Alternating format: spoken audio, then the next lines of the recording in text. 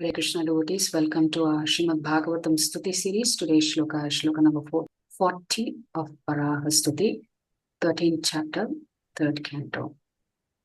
Damshtragrakotya bhagavam stvaya dhrita Damshtragrakotya bhagavan tavaya dhrita virajate bhudhara bhusa bhudhara virajate bhudara bhu sabhudara yathavana nissarato data dhrita yathavana nisarato data dhrita Matangajendrasya sapatra padmini. madangajendrasya sabhatra batmini. But her word meaning, translation and purport by His Divine Grace, Srila A.C. Bhaktivedanta Swami Prabhupada, Srila Prabhupada ki Jai. Jai. Damshtra Agra, Damshtra agra, the tips of the tusks. the tips of the tusks. Kotya, Kotya, by the edges. by the edges. Bhagavan, Bhagavan, O personality of Godhead. O personality of Godhead. Tvaya, Tvaya, by you. by you. Dhrita, Dhrita, sustained. sustained. Virajate, Virajate, is so beautifully situated. is so beautifully situated. Bhudhara, Bhudara, O lifter of the earth. O lifter of the earth. Bhuhu, Bhuhu, the earth. the earth. Sabhudhara, Sabhudhara, with mountains. with mountains. Yatha, Yatha, as much as. Vanat, Vanat, from the water. from the water. Nissarataha, Nisarataha, coming out. coming out. Data, Data, by the tusk. by the tusk. Dhrita, Dhrita, captured. captured. Matam gajendrasya, Matam gajendrasya, infuriated elephant. infuriated elephant. Sapatra, Sapatra, with leaves. with leaves. Padmini, Padmini, the lotus flower. the lotus flower. Translation. O lifter of the earth, O lifter of the earth, the earth with its mountains, the earth with its mountains, which you have lifted with your tusks, which you have lifted with your tusks, is situated as beautifully as a lotus flower, is situated as beautifully as a lotus flower, with leaves sustained by an infuriated elephant just coming out of the water. with leaves sustained by an infuriated elephant just coming out of the water. Yeah. So in this particular shloka and in the next shloka, the beauty of the Lord and the context of the beauty of the earth is being described by the sages. Prabhupada writes, the fortune of the earth planet is praised because of its being specifically sustained by the Lord. Its beauty is appreciated and compared to that of a lotus flower situated on the trunk of an elephant. As a lotus flower with leaves is very beautifully situated, so the world with its many beautiful mountains appeared on the tusks of the Lord bore. So essentially in this shloka and shloka number 41, it's being expressed that everything becomes beautiful due to the touch of the Lord. So the Lord's beauty is always spiritual. It is never material. Although he may take on different forms for different purposes, yet each one of those forms are completely spiritual. So the beauty is not temporary. Even though the form of the Lord may disappear from our vision, the Lord's beauty is eternal. It is transcendental. So much so when the Lord touches Bhudevi, she also looks very beautiful when she is held up by the Lord and in between his tusks. So we will reference a couple of shlokas from Bhagavad Gita, and we'll also go to Kunti Stuti to explore this particular topic of how the Lord actually sustains everything. And it is because of the Lord's presence that everything achieves transcendental nature in the presence of the Lord. So in the 15th chapter of the Bhagavad Gita, the 13th shloka, the Lord says, Gam avishya cha bhutani dharayam yahamojasa pushnami chaushadhi sarvaha somo bhutva rasatmaka. The Lord says that I enter into each planet, and by my energy they stay in orbit. I become the moon and thereby supply the juice of life to all vegetables. So the Lord means everything to us, even though we don't care much for Him. Because without the Lord's intervention in our life as Paramatma, in this whole cosmos as the Paramatma for the cosmos, nothing can function. Gama Vishyacha Bhutani. That is, everything is being sustained by the Lord. Then, when the Lord actually describes all of His opulences in the 10th chapter of the Bhagavad Gita, because Arjuna is curious to hear more about the Lord's opulences and how exactly He pervades the entire universe. The Lord says in the very last shloka of chapter 10, where the Lord Himself is questioning Arjuna, why are you asking me these questions? Don't you know I manage everything through just a single spark? In that 42nd shloka, the Lord says, Athava bahunaitena kim jnatena tavarjuna vishtabhyaham idam kritsnam ekam shena sthito jagat. Ekam shena, just with a single part, I am maintaining the entire jagat. So Krishna is asking Arjuna, what need is there for you to hear all of this detailed knowledge? You should know that just with a single fragment of myself, I am pervading and supporting this entire universe. There are other references to the Lord as Paramatma. We'll come to those shlokas, but let's go to the Kunti Stuti, which we did a while back. There is a couple of beautiful stanzas in the first canto, 8th chapter, shlokas 39 and 40, where Kunti Devi is saying, Neyan shobhishyate tatra yate dhanim gadadhara tvatpadair ankita bhati swalakshana vilakshitayehi. So she's calling Krishna as Gadadhara. And what is Kunti Devi glorifying? She is saying that our kingdom, because it is marked by the impressions of your lotus feet, it appears beautiful. Because of the Lord's presence, the kingdom is beautiful. And then she says, but when you leave, it will no longer be so. Of course, here we have to understand that the Lord was physically departing from Kurukshetra, Indraprastha to actually Dwaraka. The Lord never leaves, because just as we said, if the Lord is not there, nothing will function. But the physical impressions of His lotus feet, she says, is what is making their kingdom itself look so beautiful. In the next shloka, the 40th shloka, Kunti Devi say, Ime jana padala sriddhaha supakvaushadhi virudhaha vanadri nadya udvantaha yedante tava vikshitaihi. Then she's talking about how everything is flourishing. First of all, the Lord's lotus feet imprints are making the kingdom beautiful. Now how not only is the kingdom beautiful, but how everyone and everything is flourishing. So she's saying all these cities and villages are flourishing in all respects because the herbs and grains are in abundance. The trees are full of fruits. The rivers are flowing. The hills are full of minerals and the oceans full of wealth.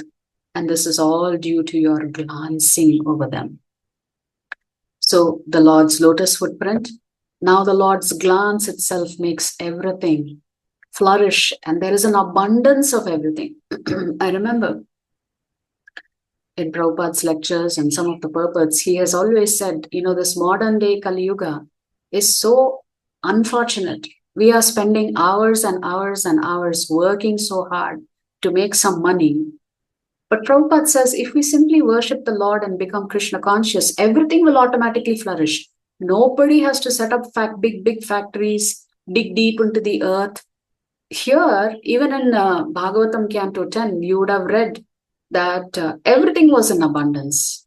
Jewelry and precious stones were just laying around. You don't have to go deep into the mountains to explore for, diamonds. So here Kunti Devi is saying everything is in abundance. Fruits are in abundance, herbs are in abundance, grains are in abundance, the river is flowing, the hill is full of minerals, the oceans are full of wealth. And this is because of the Lord's glance. So Prabhupada wanted all of us to practice Krishna consciousness so that there is an abundance in our life. There is no shortage of anything. As a matter of fact, if the entire world can chant Hare Krishna, Krishna Krishna, Hare Hare, Hare Rama, Hare Rama, Rama, Hare Hare, there will be no shortage of anything. There will be no poverty. There will be no drought. Right now, some countries in Africa and also the war-torn areas in Middle East, children are dying of hunger. Literally, they don't have food to eat. Even though there is more than sufficient food grains available throughout the world. This is because we are all leading very sinful lives. So if we lead sinful lives, then more of these calamities will come our way. So coming back to the Bhagavad Gita, the Lord also talks about how he pervades the entire universe as Paramatma. And in that reference, he's talking about the three Vedas, the Yajur Veda, the Sama Veda, and the Rig Veda. So whenever there is a reference to this particular shloka, in the 9th chapter, 28th shloka, Traividya mam somapaf putapapaha yajnairishtra swargatim prarthayante te punyam asadya surendra lokam ashnanti divyan divideva bhogan. Here the Lord is saying, those who study the Vedas and drink the Soma juice, seeking the heavenly planets, worship me indirectly. So even if we are not ready to become devotees of the Lord, simply if we follow the Vedic scriptures, the Lord says they become purified of sinful reactions and they take birth on the pious heavenly planet of Indra, where they enjoy godly delights. So if the enjoyment in this earth is not sufficient for you, you can still aspire by following the Vedic scriptures to go to the heavenly planets and enjoy yourself somewhere there. But Krishna is saying, even if you study the Vedas, you are actually worshipping him indirectly. In the next shloka, the 21st shloka of the 9th chapter of Bhagavad Gita, the Lord says, Tetam bhuktva svargalokam vishalam shine punye martya lokam vishanti evam trayi dharmam anuprapanna katagatam kama kama labhante. So when they have thus enjoyed vast heavenly sense pleasure, and the results of their pious activities are exhausted, they return to this mortal planet again. Again, there is a reference to Traividya here. Thus, those who seek sense enjoyment by adhering to the principles of the three Vedas achieve only repeated birth and death. So if your focus is material enjoyment, all well and good. Just follow the three Vidyas, the Vedas, and you will have all success. But the expectation is that you have to follow. You have to follow the Lord's words. Of course, the Lord wants us to actually practice Bhakti Yoga. But in case you're not ready for that, still you can stay within the boundaries of what is acceptable conduct and behavior and the way you incorporate the various samskaras into your life. Here again, we're coming to the 3rd chapter, the 22nd shloka, where the Lord says, Name parthasti kartavyam. The Lord says, I don't have any work to do. Trishu lokeshu kinchana, nanavaptamavaptavyam varta eva cha karmani. Here, the Lord is saying, does the Lord have any duties or responsibilities? None whatsoever. Yet the Lord takes on so many incarnations. The Lord is busy, not working hard for a living. The Lord is busy performing his leelas. See, even the Lord is not idle.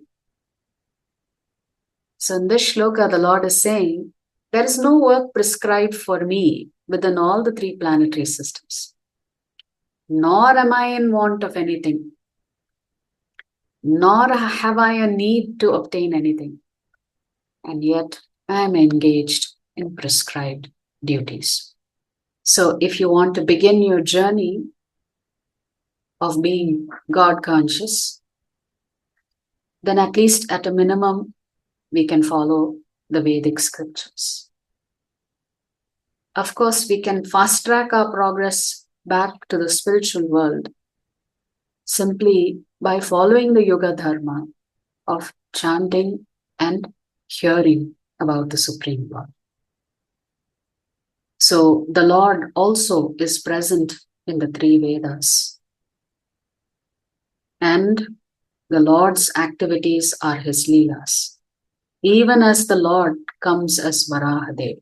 If you notice in this particular shloka, as we said, in this chapter, both the Varahadevs are being talked about. Shveta Varaha and also Rakta Varaha.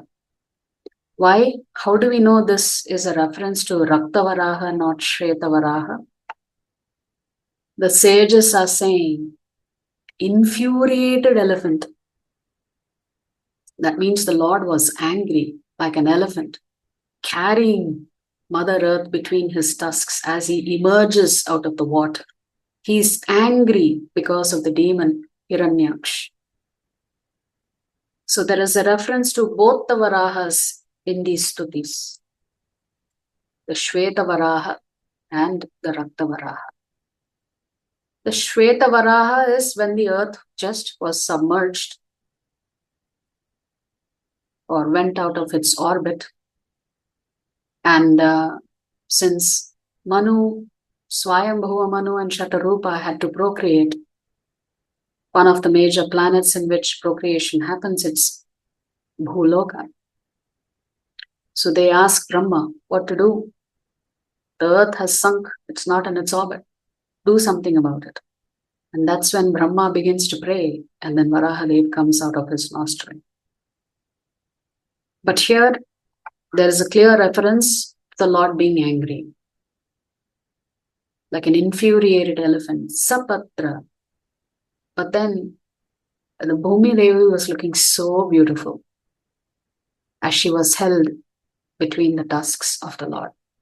As beautiful as a lotus flower held on top of the lotus leaves. Both equally beautiful. So even in the next shloka, you will hear the sages glorifying Bhumi Devi's beauty. And because the Lord has touched Bhumi Devi, she is looking exquisitely beautiful. Actually, I was hearing a lecture earlier this morning. His Holiness Toka Krishna Maharaj of HKL was saying that of all the planets, the earthly planet is considered to be the most beautiful of planets. Because the Lord has specially benedicted this planet with his lotus feet. He has also carried the earthly planet on his tusks. So of all the planets, the earthly planet is considered to be the most beautiful because of the Lord's personal touch. If you like our videos, please subscribe to our channel and turn on the bell notification. If you'd like to join our classes every day, please check the details in the description section of this video. We look forward to serving you.